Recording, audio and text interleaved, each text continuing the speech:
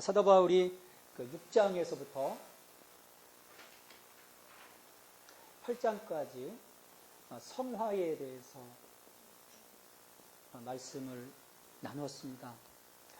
그러니까 5장에서 그리스도로 말미암아 하나님과 화목해 되어지고, 그러니까 하나님과의 관계가 회복이 되어졌습니다. 예수 그리스도로 말미암아.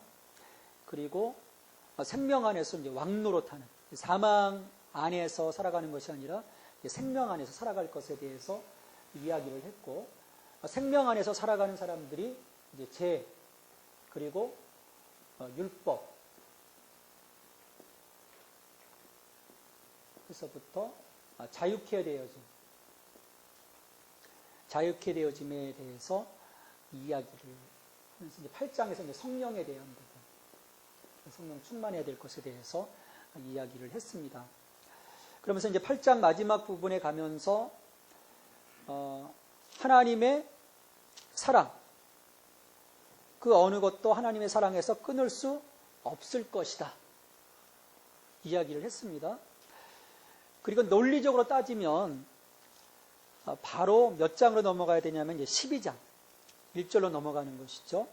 그래서 그러므로 형제들아, 내가 하나님의 모든 자비하심으로 너희를 권하노니 너희 몸을 하나님이 기뻐하시는 거룩한 산제사로 드리라. 이게 이제 전체의 어떤 그 무난한 그 흐름이어야 됩니다.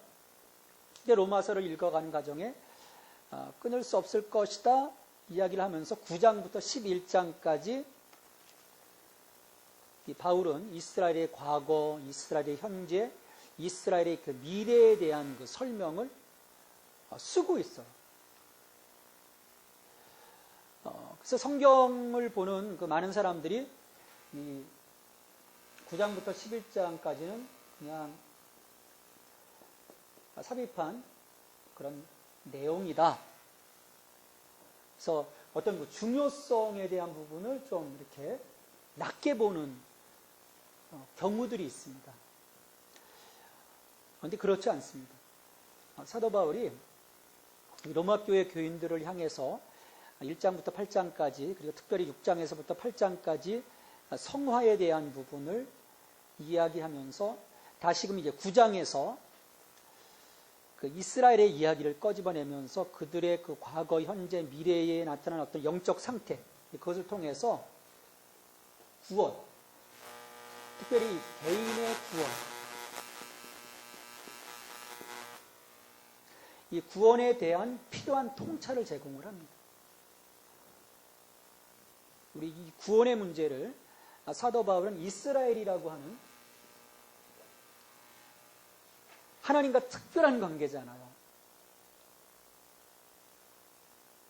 그 어느 것도 하나님의 사랑에서 끊을 수 없다고 하는데, 이 당시 이제 로마서가 쓰여질 그 당시에 보면 복음과는 원수죠.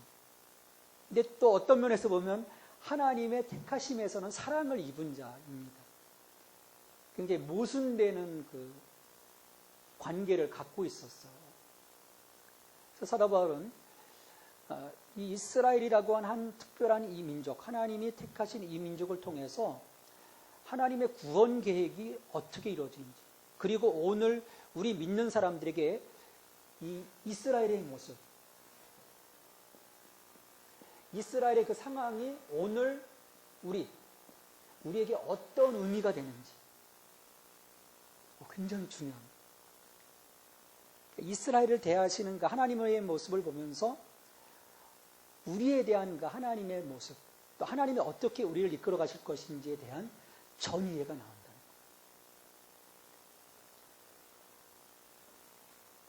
사도 바울은 여기에서 세 가지, 이 9장, 10장, 11장을 통해서 세 가지를 이야기하려고 해요.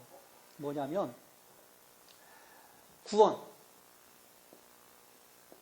구원은 공로도 아니고 혈통도 아니랍니다. 하나님의 주권적인 선택.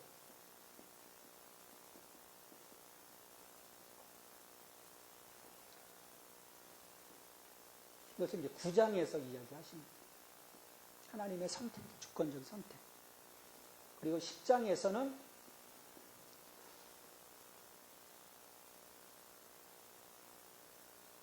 하나님께서 구원에 대해서, 복음에 대해서 말씀해 주셨을 때 이것을 받고 거부하는 것은 우리 책임이라는 거예요.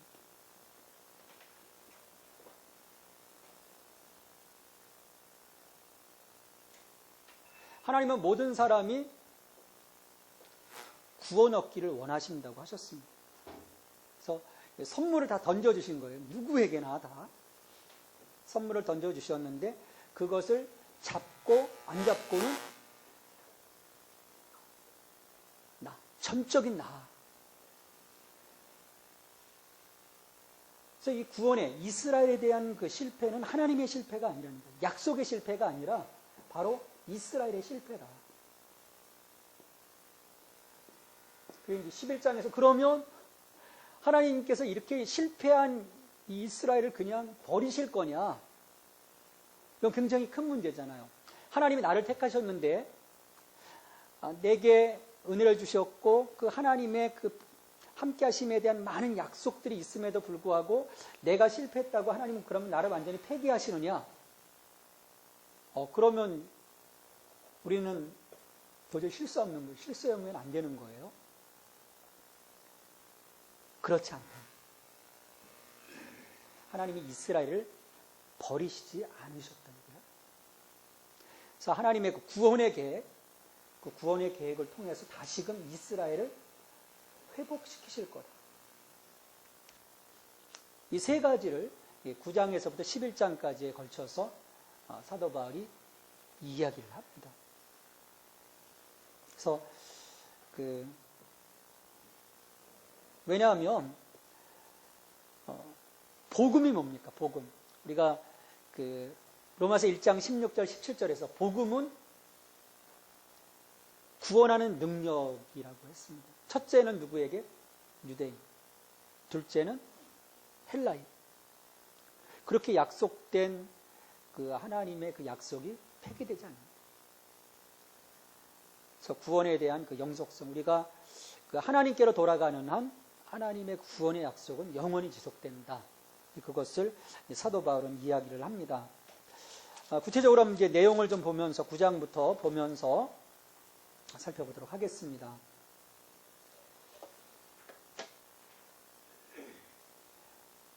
전체 제목이 이제 이스라엘과 하나님의 구원 계획.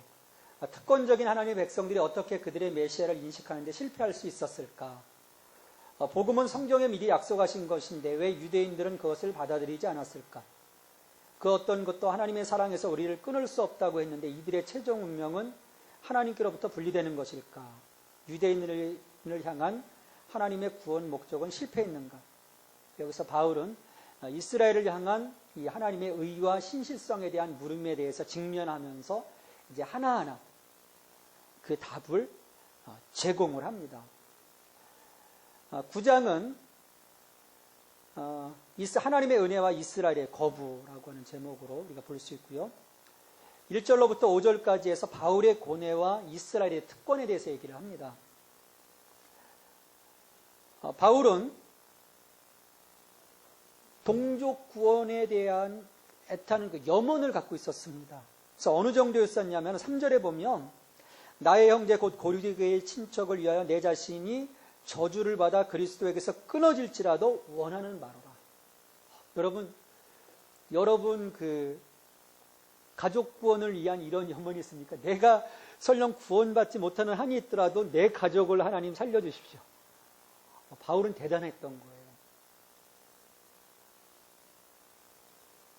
자기 동족 구원에 대한 염원, 이것을 아주 여기서 간절하게 표현합니다. 복음에 담긴 책임입니다. 그러니까 하나님께서 우리에게 복음을 주셨습니다. 선물을 주셨고 그 선물을 받은 우리가 또 다른 사람들을 향한 그 영적 책임. 그러니까 그냥 보통 마음이 아닌 자기를 희생해 가면서까지도 그 이스라엘 백성들을 구원하고자 하는 그 마음. 왜 이렇게 특별히 또 이런 안타까움이 있냐면 하나님께서 이스라엘에게 특권을 주셨잖아요. 8가지 특권을 얘기를 합니다. 양자됨. 4절 5절에서 보면 영광, 하나님의 영광, 또 언약, 율법, 예배, 약속, 조상, 그리고 메시아의 혈통. 엄청난 특권을 줬잖아요.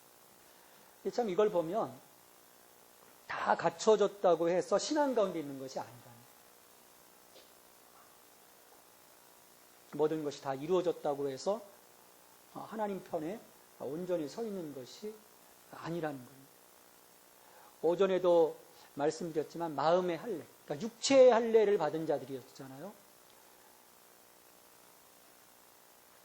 근데 그 교만과 자긍 속에서 마음의 할례를 받지 못하고 결국 그 하나님의 뜻과는 또 다른 방향으로 나아가는 유대인들의 그 모습.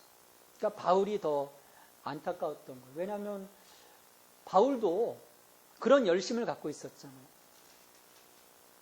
그리고 열심을 갖고 있다가 다시금 돌이켰는데 본래 그 성경에서 이야기하는 것을 그가 발견했는데 나머지 사람들은 그런 그 하나님의 놀라운 그 유산들을 갖고 있으면서도 그 하나님이 진정 새롭게 원하시는 그들로 하여금 새로운 길을 열어주셨지만 그 길을 스스로 가지 못합니다.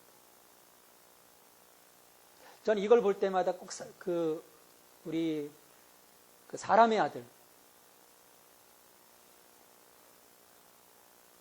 이문열 씨인가요? 이문열 씨가 쓴 사람의 아들. 그 민요섭이죠. 그 주인공이. 그 민요섭이 조동팔에게 살해를 당하면서 이제 시작되는 건데, 민요섭이 아스페르츠인가 그 어떤 그 자기 나름대로 했던 신앙의 인물을 만들어냅니다. 예수를 부인하고. 근데 이 민요섭이 그런 하나의 그 새로운 종교를 만들어냈다가 이게 아니면 다시금 그 기독교로 회의를 하게 되거든요. 근데 조동팔은 이 진리가 진짜 이제 자기의 모든 걸 다 헌신하고 다 여기에 올인을 합니다. 근데 이 민요섭이 돌아가 버리니까 어떻게 됩니까? 자기가 아무것도 아니고. 그러니까 결국 이 민요섭을 죽여버려요. 자기가 아는 이 진리를 위해서. 물론 완전 매치는 안 되지만 하나님께서 이들에게 유산을 주셨는데 그들이 그 유산을 잘못 해석함으로써 하나님이 새로운 그 길, 예수 그리스도를 그들에게 내어주셨음에도 불구하고 어떻습니까? 이건 아니야 그래서 그걸 죽여버리잖아요. 그게 참 그 무지함이 무서운 겁니다. 이스라엘 백성들이 그런 유산을 가졌음에도 불구하고 그 복음을 거절을 하는 거예요. 자, 그러면 이들이 그 거절한 그 부분이 그렇다면 하나님의 약속이 그러면 여기서 파기된 거냐? 이들이 거절했다고 해서. 근데 그렇지 않다는 거예요. 하나님의 약속은 그대로 있다는 거예요. 지금 잠깐의 실패는 이스라엘의 실패일 뿐이지 하나님의 약속이 폐기되거나 실패한 것이 아니다. 여기에 우리가 희망을 가져야 됩니다. 누군가 내가 전도하려고 하는데 저 사람이 계속 거부한단 말이에요. 야, 내게는 약속을 주셨는데 모든 사람이 구원 얻기를 원하시는 것이 하나님의 마음이라고 했는데 내가 사랑하는 저 사람이 아직도 거부하고 있다. 그러면 하나님 약속은 그러면 내게 이루어질 수 없는 건가? 그렇지 않다. 하나님 끝까지 가져가시는 거예요. 지금 이 사람의 실패일 뿐이 아직 이 사람의 그 완악함, 이 사람이 아직 구원의 때가 이루지 못했다는 것이죠. 그러니까 이스라엘도 마찬가지입니다. 그 당시 하나님의 새로운 어떤 그 복음의 질서를 그들이 거절을 합니다. 근데 그 실패가 하나님의 그 약속까지 깨뜨리는 그런 실패는 아니라는 거예요. 그럼에도 불구하고 하나님의 구원의 역사는 이방인의 구원 역사를 통해서 다시금 유대인들에게로, 그래서 유대인들 가운데 남은 자들, 그 약속 가운데 있는 자들, 단지 아브라함의 씨라고 하는 것이 아니라 약속 가운데 있는 자들이 결국 그 마지막 구원의 때 하나님께로 돌아옵니다. 사도 바울은 이제 이 그림을 9장, 10장, 11장에서 그려갑니다. 왜 실패하지 않았느냐? 지금 아브라함의 씨, 구원은 그 아브라함의 씨라고 하는 혈통을 통해서 이루어지는 것이 아니다. 아브라함의 후손이라고 해서 다 구원받은 것이 아니고 약속 가운데 있는 자들. 그래서 그 이스마엘과 그 이삭에 대한 후예들에 대한 이야기를 하면서 결국 뭐냐면 이삭, 약속의 씨만이 하나님의 구원 가운데 들어감을 사도 바울은 이야기를 하죠. 그래서 복음은 결코 어떤 혈통이나 공로에 근거한 것이다. 공로한 것이 아니고 하나님의 그 주권적인 그 선택, 하나님이 택하신 거라는 거예요. 누구는 미워하고 누구는 택하시고. 그러면 불이하잖아요. 나는 엄마 뱃속에 있었는데, 야곱과 에서는 엄마 뱃속에 있었는데, 에서는 미워한 바 되고 야곱은 하나님이 좋아한 바 되고. 그러면은 이건 뭡니까? 이거 하나님 그 불의하신 거 아닙니까? 그게 이제 14절부터 18절까지요. 그런즉 우리가 무슨 말 하리요? 하나님께 불의가 있느냐? 14절에 보면 그럴 수 없느니라. 그럴 수 없다는. 하나님의 절대 주권, 하나님의 선택하심. 모든 자들이 다 죽을 수밖에 없는 자들이지만 하나님의 그 가운데 긍휼히 여기시고 건져주셨다는 거예요. 그리고 또 중요한 것은 하나님께서 건져주실 때 순응하는 자들이죠. 하나님이 택하시고자 하시만 모든 사람이 구원 얻기를 하나님께서 바라시고 그들을 만져주시지만 어떻습니까? 모든 사람이 다 손들고 나오는 게 아니잖아요. 하나님의 그 주권적인 선택과 더불어서 거기에 응답하는 자들. 우리 야곱과 에서만 하더라도 야곱은 끊임없이 영적인 갈망을 가지고 하나님께 나아가잖아요. 에서는 어떻습니까? 반대편으로 자꾸 나아가거든요.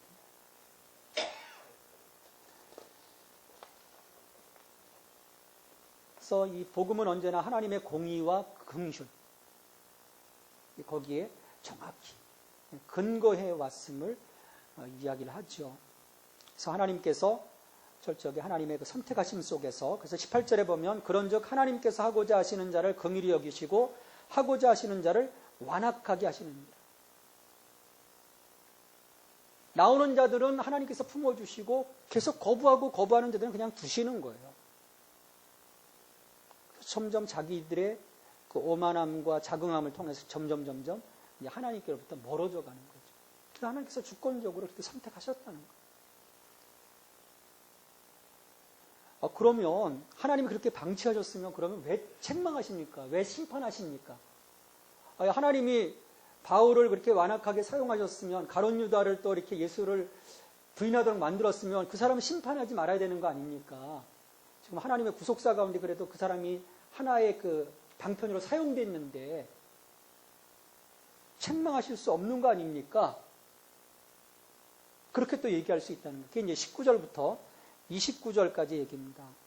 19절에 보면 혹 내가 내게 말하기를 그러면 하나님이 어찌하여 허물하시느냐, 누가 그 뜻을 대적하느냐 하리요. 여기에 대해서 사도 바울은 아무도 하나님의 절대 주권을 침범할 수 없다. 그러니까 하나님 하시는 일에 대해서 그거 옳습니다, 그러다 할 수가 없다는 거예요. 왜냐하면 여기서 하나의 그 비유를 듭니다. 하나님을 여기서 보면 그 20절에 이 사람아 내가 누구에게 감히 하나님께 반문하느냐, 지음을 받은 물건이 지은 자에게 어찌 나를 이같이 만들었느냐 말하겠느냐. 토기장이가 진흙 한 덩어리로 하나는 기이 쓸 그릇을, 하나는 천이 쓸 것을 만들 그릇이 없느냐.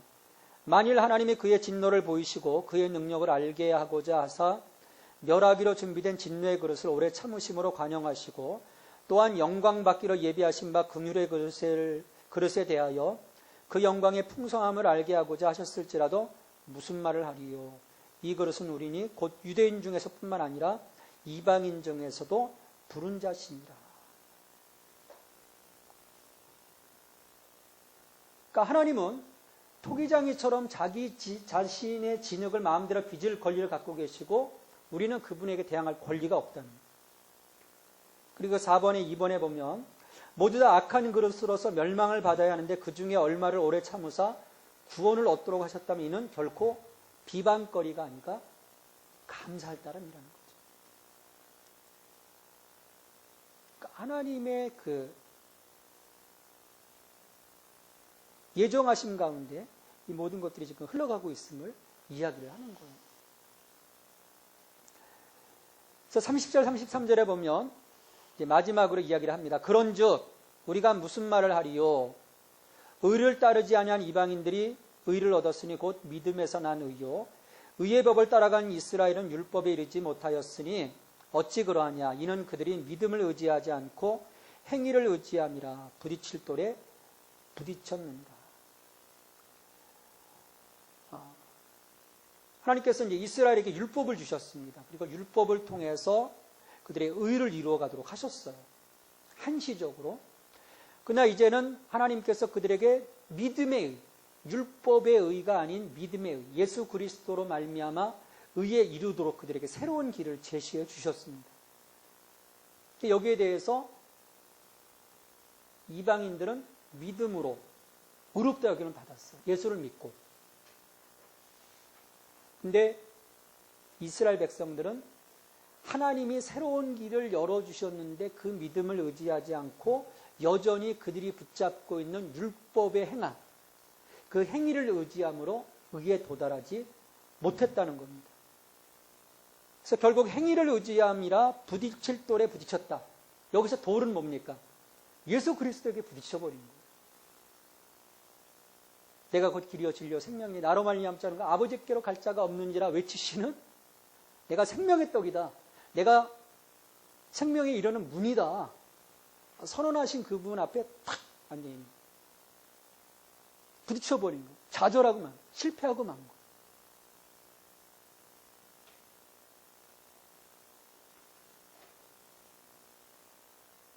그래서 사도 바울은 이방인들이 받아들여진 것은 하나님의 주권적인 자비의 덕이라는 거예요.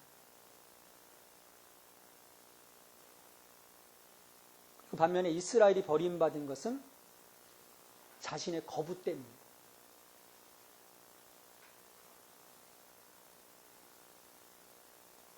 그러니까 모든 사람, 모든 어떤 그 피조물에도 하나님의 사랑으로부터 끊을 수 없을 것이다 라고 8장 39절에서 선언을 했습니다.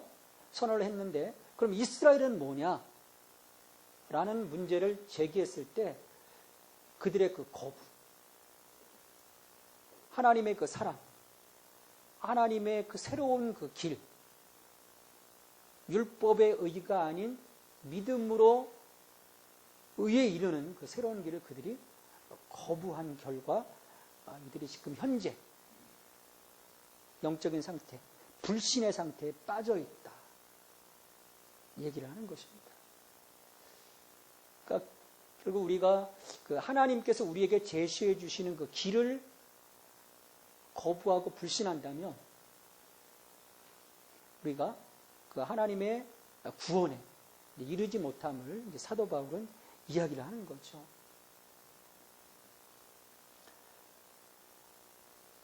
그래서 과거에 대한 그 모습, 예수 그리스도 때문에 이렇게 된 부분을 9장에서 이야기를 했고요. 10장에서 이스라엘의 현재 상태, 그건 불신의 상태에 있는 것, 그걸 거부하고 믿지 않는 거죠. 구원의 그 좋은 소식을 그들에게 전해줬음에도 불구하고 그것을 받아들이지 않은 결과 이스라엘 백성들은 지금 불신 가운데 있다. 1절로부터 이제 4절까지 해서 보면 이스라엘의 그 어긋난 열심에 대해서 이야기를 합니다. 내가 증언하는 2절에 보면 그들이 하나님께 열심히 있으나 올바른 지식을 따른 것이 아니니라. 하나님의 의를 모르고 자기 의를 세우려고 힘써 하나님 의에 복종하지 아니하였다.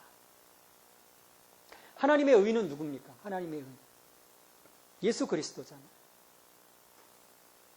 근데 예수 그리스도를 모르고 자기의. 자기의는 뭡니까? 율법. 그 7장에서 율법, 자기의. 이 부분을 우리가 해결하지 않는 한 하나님의 거룩함에 우리가 이르지 못함에 대해서 얘기를 했었거든요. 근데 이 유대인들은 그 자기의를 세우려고 힘써 하나님의 의에 복종하지 않았다. 그리스도에게로 복종하지 않았다는 거죠. 그래서 이 지식이 없는 이스라엘의 열심, 이 공로에 근거한 의를 추구하는 결과를 가져오게 됩니다. 그래서 우리가 믿음 생활에 있어서 중요한 부분이 바른 지식을 갖고 신앙생활하는 것이 중요합니다. 복음에 대해서, 예수 그리스도의 오심에 대해서 성경이 명확하게 얘기를 했거든요. 근데 그럼에도 불구하고 자기의 관점으로서만 보니까 그 부분을 우리가 읽어내지 못하는 거예요. 그래서 우리가 이 하나님의 그 말씀을 보는 그 관점, 그 스펙트럼을 넓혀야 됩니다. 내 생각, 나의 그 작은 어떤 그 편견을 가지고 자꾸 말씀을 보는 것이 아니라 정말 하나님이 우리에게 보여주시고자 하시는 그 큰 그림을 보는 것이 중요합니다. 신앙에서. 그러니까 이스라엘 백성들은 그걸 못 본 거예요. 하나님의 의. 하나님이 다시금 제시해 주신 그 하나님의 의. 그리스도를 통해서 드러난 그 하나님의 의를 발견하지 못하고 여전히 그 한시력을 주셨던 몽학선생, 율법을 통한 자기 의를 자꾸 이루려고 하다 보니까 결국 예수 그리스도 앞에서 그들이 좌절하고 마는 거죠. 그래서 열심히 한다는 게 중요한 게 아니더라고요. 우리 열심히 하는 이 한국교회가 얼마나 많은 열심을 갖고 있습니까? 아마 세계교회가 한국교회에 대한 그 열심을 보면 대단하게 여길 거예요. 근데 그 열심 가운데 보면 잘못된 방향들이 참 많습니다. 한국교회가. 그건 뭐냐면 올바른 지식. 올바른 지식이라는 건 뭡니까? 결국 믿음은 들음에서 나고 들음은 말씀으로부터 낳는다. 17절 이하에서 이야기를 하는데 말씀에 대한 올바른 지식을 우리가 갖고 있지 못합니다. 그러니까 이스라엘 백성들이 말씀에 대한 분명한 그 지식을 갖고 있었다면 그렇게까지 거부하지 못하죠. 그러니까 사도 바울 같은 경우도 그 다메섹으로 가는 도상에서 누굴 만납니까? 예수 그리스도를 만나게 되거든요. 예수 그리스도를 만나게 돼요. 예수 그리스도를 만나면서 이 사건, 예수님을 만나면서 어떤 사건이냐면 그 패러다임이 전환이 되는 거예요. 과거 유대교라고 하는 그 시각에서 말씀을 바라보다가 다메섹 도상에서의 예수님의 그 만남을 통해서 이 패러다임 시프트가 일어납니다. 같은 말씀을 보는데 어떤 안경을 쓰고 보느냐에 따라서 달라질 수 있거든요. 그러니까 유대교라고 하는 어떤 그 편협한 사고를 끊임없이 바라볼 때 그 말씀을 통해서 그들에게 보여지는 메시아상은 뭐냐면 영광의 메시아인 거예요. 그런데 우리가 성경을 가만히 읽어보면 그 영광의 메시아보다는 종의 모습으로 오시는, 우리를 섬기기 위해서 자기를 내려놓는 그 낮아짐의 메시아에 대한 그 모습들을 구약 성경은 끊임없이 그리고 있거든요. 근데 그게 다 안 보이는 거예요. 이 콩깍지기가 씌면 뭐 사람의 어떤 정확한 모습을 볼 수 없듯이 이 사람들은 유대교라고 하는 잘못된 틀 속에서 말씀을 왜곡되게 본 것입니다. 그래서 결국 이 부딪힐 돌, 예수 그리스도에 부딪히고 만 거예요. 그래서 보면 내가 얼마나 열심히 하느냐 그게 참 중요하지 않습니다. 속도보다는 방향입니다.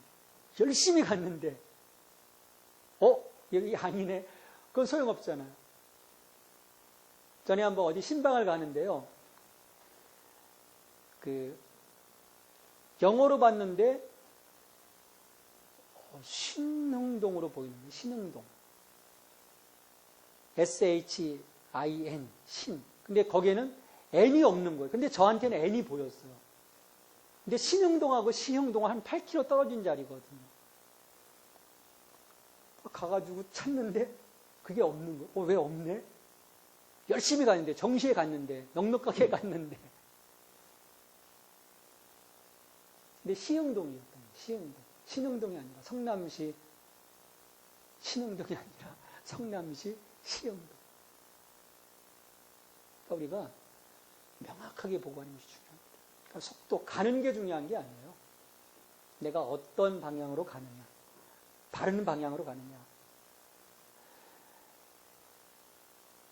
사도 바울은 5절부터 13절에서 율법에 의한 믿음의 의에 대해서 이야기를 합니다.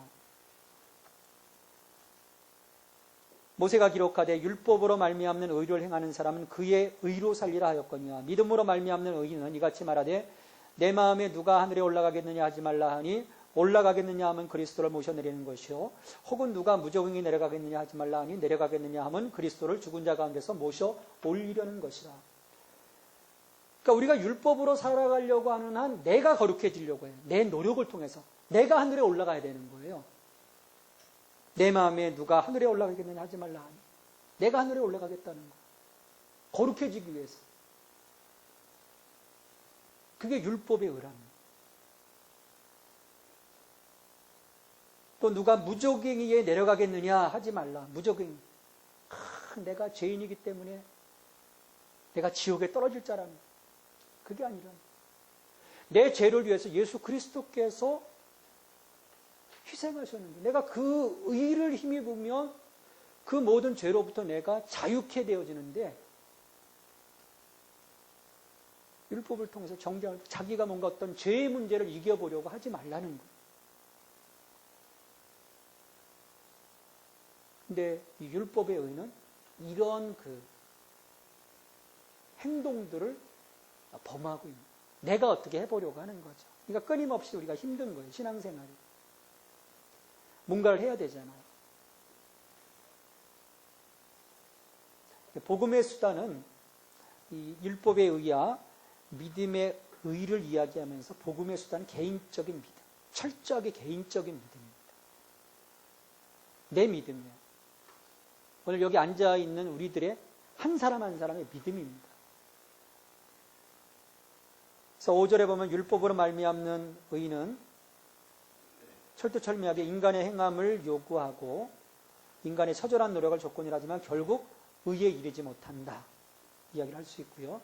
반면에 믿음으로 말미암는 의는 그리스도께서 율법을 다 이루어 놓으셨기 때문에 헛된 것을 요구하지 않고 내가 하늘에 올라가겠다, 내가 무저갱이에 내려가겠다 하지 않고 단지 누구를 믿습니까? 그리스도를 믿으면 된다.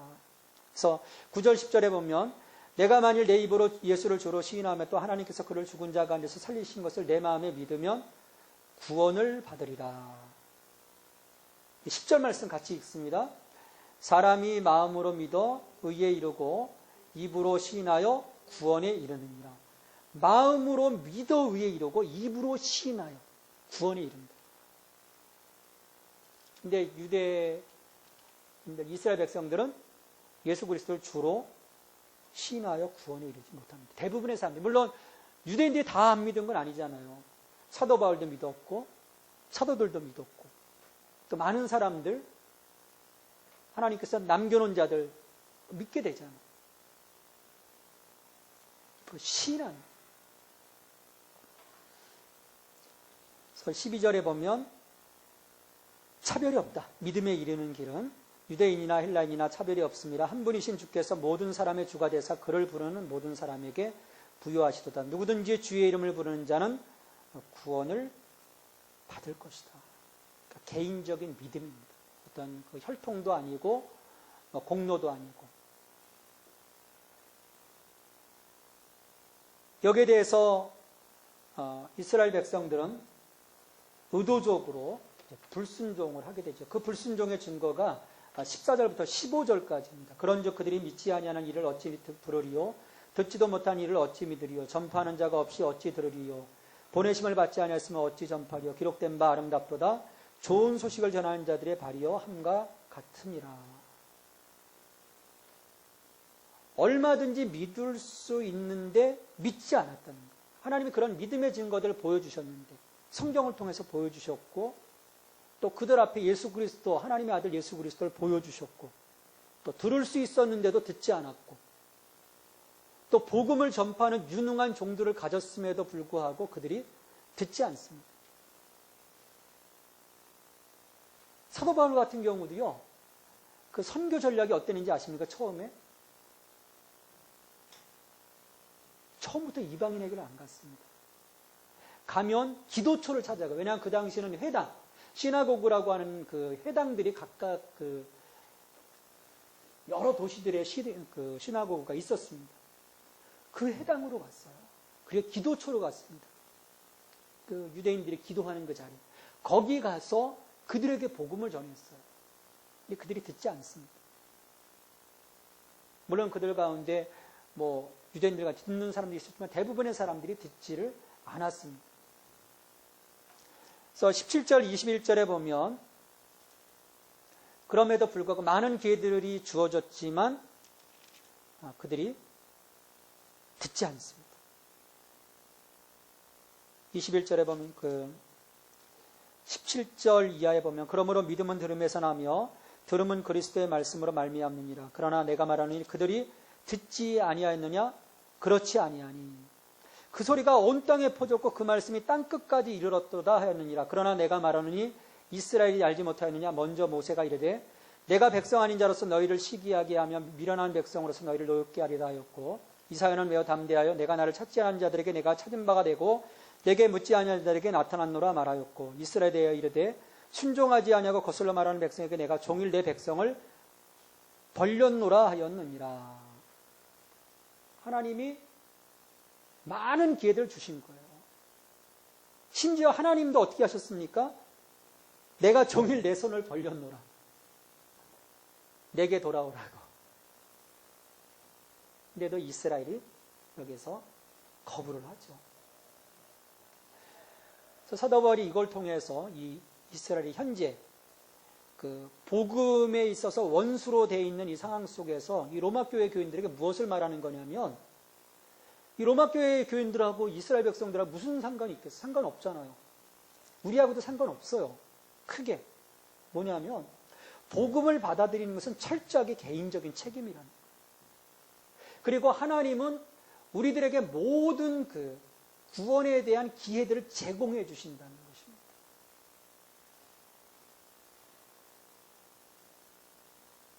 구원에 대한 그 기회들을 제공해 주세요. 이스라엘 백성들에게 수없이 제공해 주셨고 오늘도 마찬가지입니다. 수많은 불신자들이 있지만 그들에게 다 제공이 되고 있잖아요.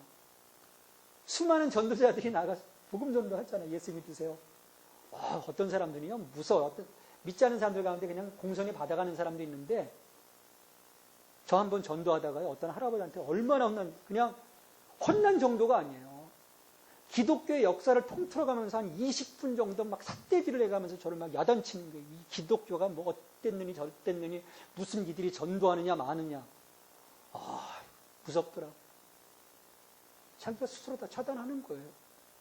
그러니까 복음에 대한 받아들이고 받아들이지 못하는 것은 철저하게 개인의 책임입니다. 이스라엘에게 기회가 주어졌지만 복음을 믿지 않기로 선택했다는 거죠. 그래서 하나님의 그 9장에서 주권적인 선택. 근데 하나님의 주권적인 선택은 이 사람들이 살 수 있는 기회가 있는데 거기서 선택한 것이 아니고 어차피 다 죽을 사람들인데 그 중에서 하나님이 선택하시는 거죠. 근데 이 선택하시는 거는 누구는 선택하고 누구는 선택하고 하는 그 문제가 아니라 하나님은 다 구원 얻기를 원하시고 손을 뻗치시는 거예요. 근데 누구는 손 들고 나오고 누구는 거부하는 거죠. 하나님의 약속의 실패가 아니라는 거예요. 우리의 실패.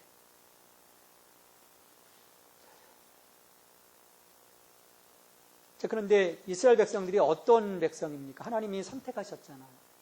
그리고 하나님이 첫 열매를 삼아주셨고 그들에게 많은 유산들을 주셨습니다. 그러면 하나님이 자기 백성을 다 완전히 버리신 겁니까? 그러니까 질문을 던져볼 수 있어요. 그러면 하나님이 나도 택함 받았다가 이렇게 좀 어그러지면 하나님이 나를 버리시는 걸까요? 또 우리가 던져볼 수 있잖아요.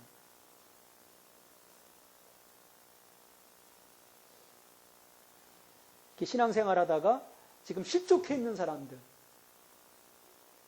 우리 주변에 많잖아요. 예수 믿다가 실족한 사람들 참 많습니다. 그럼 그 사람들 다 하나님이 버리신 걸까요? 그럴 수 없다는 이 11장에서 하나님의 그 약속의 영원하심, 그러니까 하나님의 그 선택하심의 그 불변함에 대해서 이야기를 합니다. 그러므로 내가 말하노니 11장 1절에 보면 하나님이 자기 백성을 버리셨느냐? 그럴 수 없느니라. 나도 이스라엘인이요 아브라함의 씨에서 난 자요 베냐민의 지파라. 그럴 수 없다. 하나님이 미리 아신 자기 백성을 버리지 아니하셨다는 거예요. 그러니까 바울 자신도 히브리인이잖아요. 유대인이잖아요. 그러니까 자기 얘기를 듣는 거예요. 그리고 구약의 이스라엘의 남은 자들 때문에 이것들을 보면 하나님께서 택한 백성을 버리지 않았음을 증명한다는 겁니다.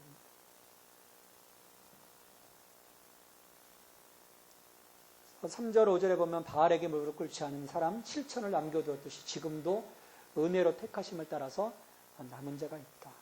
근데 반면에 믿지 않는 대다수의 이스라엘 사람들은 이제 완악해지는 거죠. 지금도 보면 믿지 않는 자들 계속해서 완악함 가운데 살아갑니다. 그래도 하나님은 끊임없이 두 팔을 벌리고 계시는 거죠. 그래서 우리가 어떻게 됩니까? 또 우리가 나가야 되는 거예요. 끊임없이.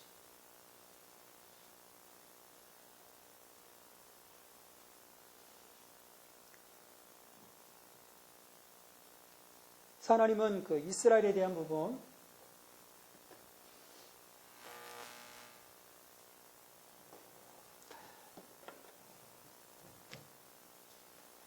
예수 그리스도 이 복음을 전해주셨어요. 근데 이스라엘 백성들이 듣지 않습니다. 거부해버려요. 예수 그리스도의 그 돌에 부딪혀버립니다. 그리고 이들의 그 불순종을 통해서 복음이 어디에게로 흘러갑니까? 사도 바울도 유대인들에게 전하다가 그들에게 부딪혔을 때 이방인에게로. 이방인들은 어떻게 합니까? 복음을 받아들이고 구원에 이르게 되죠.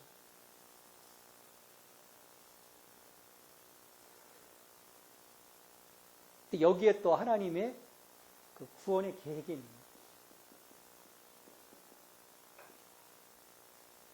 이 이방인의 구원을 통해서 다시금 그 복음을 거부했던 그 이스라엘을 회복하시고자 하시는 하나님의 구원의 계획이 있습니다. 그래서 1절로부터 이제 11절부터 16절까지 해서 보면 이방인의 부르심이 이스라엘의 소망이 됩니다. 11절부터 볼까요?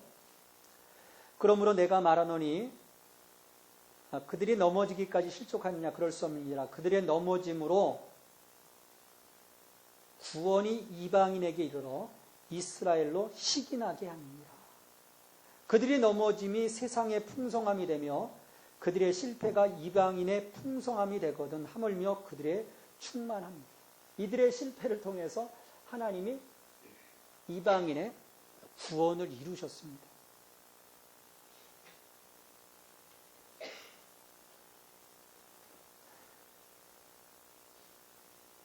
그래서 이 이방인의 이 부르심을 통해서 다시금 이제 이스라엘을 회복하고자 하시는 하나님의 그 구원에 대해서 말씀을 하죠.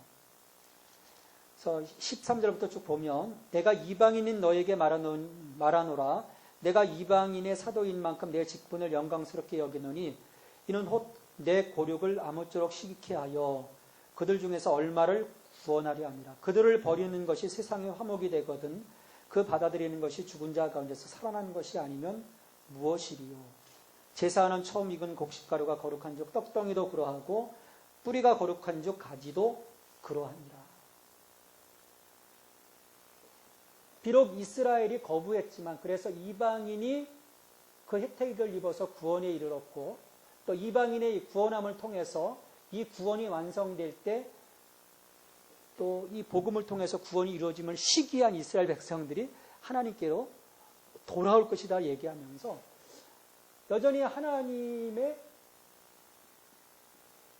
택하심 가운데 있는 이스라엘에 대해서 뭐라고 표현하냐면 16절에서 뿌리가 거룩한 즉 가지도 그러하니라. 뿌리가 거룩한 즉 가지도 그러하니라. 그러니까 이스라엘의 시작이 거룩했습니다. 이스라엘의 시작이 거룩했잖아요. 하나님이 구별된 백성으로 그들을 불러주셨습니다. 결국 그 마지막도 거룩하다는 거예요. 마지막도. 하나님이 이것을 이루어 주시는, 이게 이제 구원의 완성이라는 거죠. 지금 비록 실족한 가운데 있지만 하나님이 다시금 이제 회복시켜 주신다. 그러면 언제 하나님이 이것을 회복시켜 주실까? 그 과정에서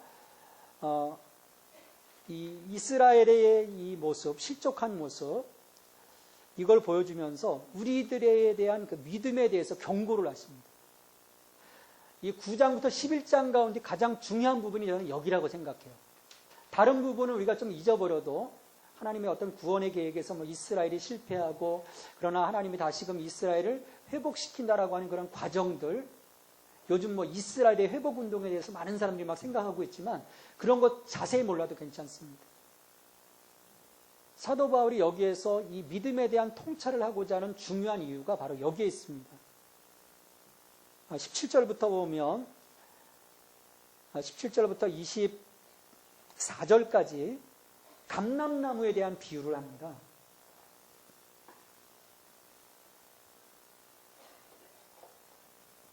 감람나무.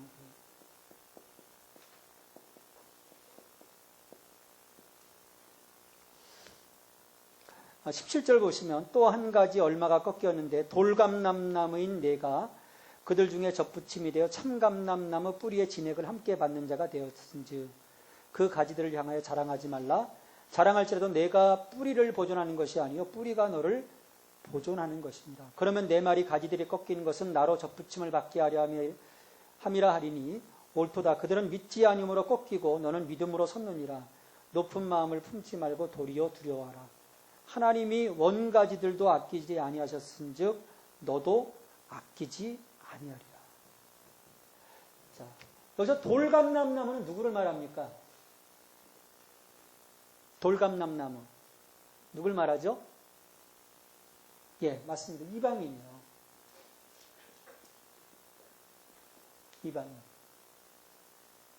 그 다음에 이 돌감람나무인 이방인이 참감람나무에 접붙인 바 되었어요. 그래서 이들이 그 뿌리를 통해서 돌감람나무에서 참감람나무가 되죠. 구원을 받았다는 거예요. 그러면 원가지, 여기 참감람나무에 붙어있다는 이 원가지, 그건 유대인들인데 유대인들은 지금 잘려진 상태예요. 거기에 이방인이 접붙임 바 된 거예요. 그렇다면 21절에 보면 하나님이 원가지들도 아끼지 아니하셨은즉 너도 이방인 너도 아끼지 아니하시리. 이 말씀이 무슨 의미입니까? 내가 믿었다고 해서 아이 됐어 자긍하면서 믿는데 거하지 않는다면 내가 하나님의 사랑을 받았고 선택을 받았어 됐어 나 구원 받았어 오케이 그러면서 자긍한 가운데 있어서 하나님 편에 붙어있지 않고 자기의 길로 나간다면 자기 생각대로 나간다면 어떻게 하시겠다는 원가지인 이 유대인을 아끼지 않으셨던 것처럼 이방인들도 어떻게 하겠다는 겁니까? 하나님이 또 잘라내신다.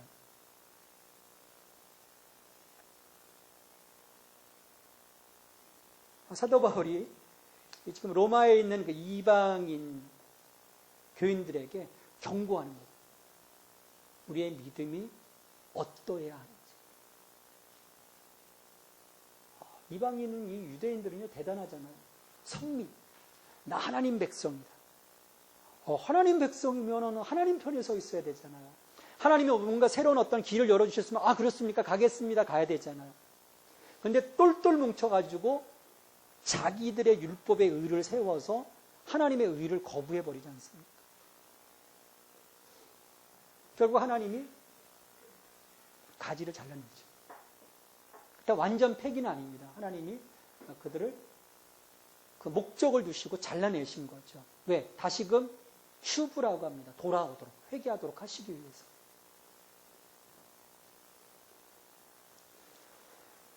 그래서 우리가 헛된 열심을 갖고 하나님을 섬기는 것이 아닌지 늘 점검해 봐야 합니다. 근신하라고 말씀하잖아요. 근신하라.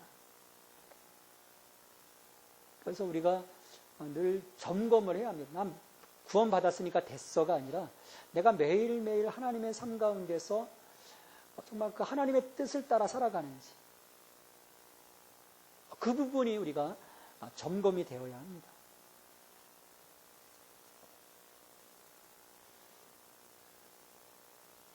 그래서 24절에 보면 내가 원 돌감람나무에서 찍힘을 받고 본송을 거슬러 좋은 감람나무에 접붙임을 받았으니 원가지인 이 사람들이 얼마나 더 자기 감람나무에 접붙이심을 받으랴.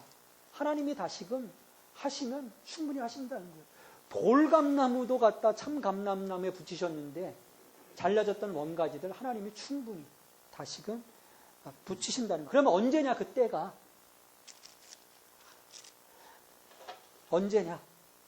25절 말씀 보면 이스라엘의 구원의 때 이방인의 구원이 완성될 때예요. 이방인의 구원.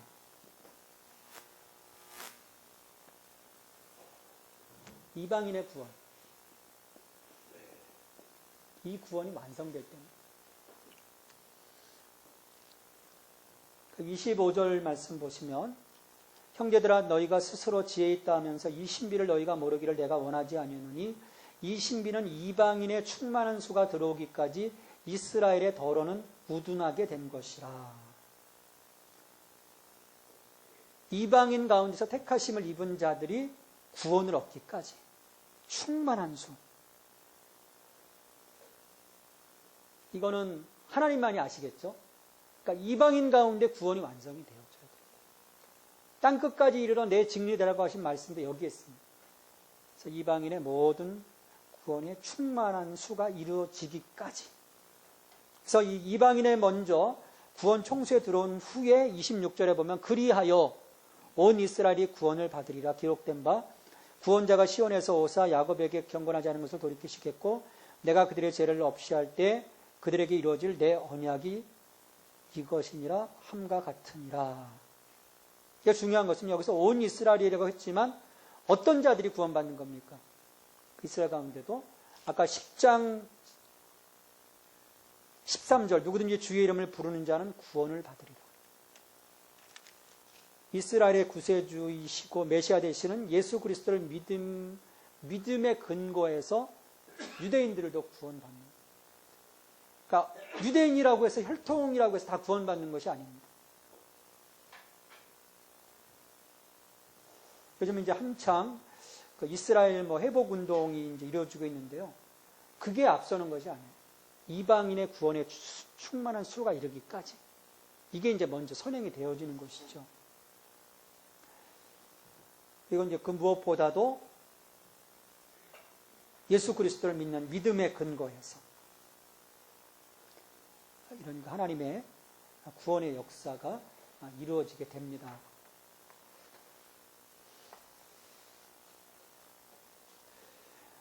그래서 사도 바울은 이제 30절에서 이제 31절에서 정리를 합니다. 너희가 전에는 하나님께 순종하지 아니하더니 이스라엘이 순종하지 아니함으로 이제 긍휼을 입었는지라. 이스라엘이 순종치 않고 복음이 이방인에게 넘어가면서 긍휼을 입었다는 얘기죠. 근데 이렇듯이 이와 같이 이 사람들이 순종하지 아니하니 이는 너희에게 베푸시는 긍휼로 이제 그들도 긍휼을 얻게 하려 하신다. 그러니까 이방인들의 순종을 통해서 이스라엘이 긍휼을 입게 될 거라는 거죠. 이스라엘의 그 순종을 통해서 구원의 충만한 수가 이루어졌을 때 다시금 이스라엘이 긍휼을 입게 될 것이다. 그러니까 사도 바울은 하나님의 영원한 호의로부터 이들이 떨어져 나간 것처럼 보이지만 실상은 그렇지 않다라는 거죠. 이스라엘의 그 불순종을 통해서 하나님이 이방인들에게 복음을 전해서 구원의 성취를 이루시고 또 그동안에 그들을 잠시 부분적으로 일시 동안 옆으로 밀어두셨다가 이 구원이 완성되면 하나님의 택하신 국가로서 그 이스라엘의 지위가 다시금 회복되는 것. 이것에 대해서 사도 바울은 이야기를 합니다.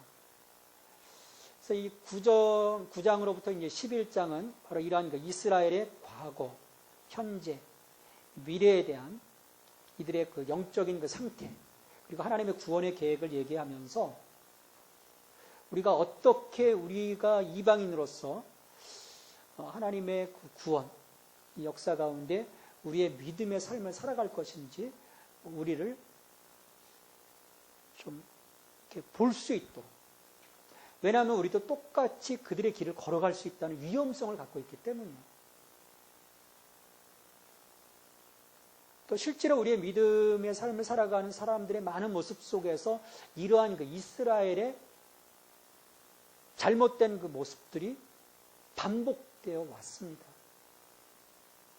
사도 바울은 로마 교회 교인들을 향해서 우리가 언제나 자긍하지 않고 언제나 하나님의 그 복음 안에서 겸손함으로 그 하나님의 그 주권을 인정하고 하나님께 순종하는 그 모습, 그것이 우리의 그 구원의 역사를 온전히 이루어가는 것임을 로마 교회 교인들에게 전하고 있는 것입니다.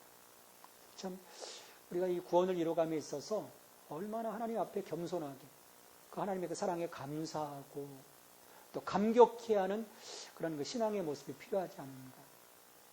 사도 바울은 로마 교회 교인들을 향해서 이야기를 하고 있는 것이죠. 33절로부터 이제 33절로부터 36절까지는 이제 하나님의 그 구원에 대한 그런 찬양에 대해서 고백을 하고 있습니다. 그러니까 구원받은 자로서 하나님을 찬양 드리는 것은 당연한 겁니다. 우리가 하나님을 찬양해야 되고 또 하나님 구원에 대해서 우리가 감사함으로 하나님께 영광 돌려야 되는 것이죠. 이러한 그 사도 바울의 이스라엘에 대한 그 하나님의 구원의 계획, 이것을 보면서 우리는 또 우리의 모습을 보게 되죠. 하나님이 이렇게 택하시고 그들을 버리지 아니하시고 끝까지 붙잡고 가시는 그 하나님의 영속적인 그 사랑, 그 사랑을 보면서 또 우리도 그 하나님 편에 우리가 붙어 있을 때 끊임없이 우리를 이끌어 가실 그 하나님에 대한 그 사랑, 그 표지를 우리가 보게 되는 거예요. 하나님께 그들이 대항했음에도 불구하고 하나님의 그 계획하심에 그들이 노하고 도망갔음에도 불구하고 끝까지 그들을 붙잡고 가시는 그 하나님. 이 사랑이 오늘 우리에게도 적용되는 거거든요. 이런 과정을 통해서 우리가 하나님을 신뢰할 수 있는 거예요. 하나님도 또 내게 이렇게 하시겠구나. 하나의 모델을 보게 되는 거죠.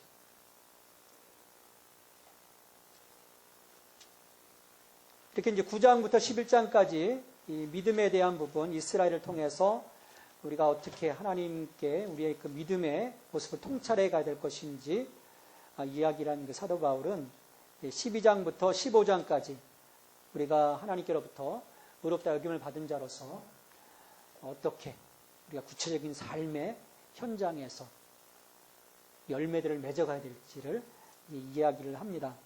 그래서 우리가 다음 주에는 두 번에 걸쳐서 어떻게 우리가 생명 안에서 왕노릇하는 삶이 무엇인지 구체적으로 함께 삶의 그 현장 부분에서 우리가 함께 나누는 그런 시간을 갖도록 하겠습니다.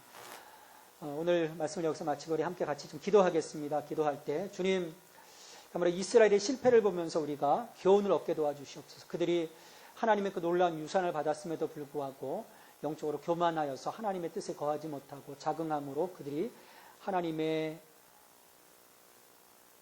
은혜 안에서 멀어져 갔는데 그럼에도 불구하고 그들을 붙잡고 가시는 그 하나님의 사랑을 보면서 우리도 하나님 앞에서 언제나 겸손하게 하시고 우리에게 많은 것 주셨는데 그 사랑에 언제나 감사하고 순종하는 저희들의 모습이 될 수 있도록 도와주시옵소서. 우리 같이 말씀을 생각하면서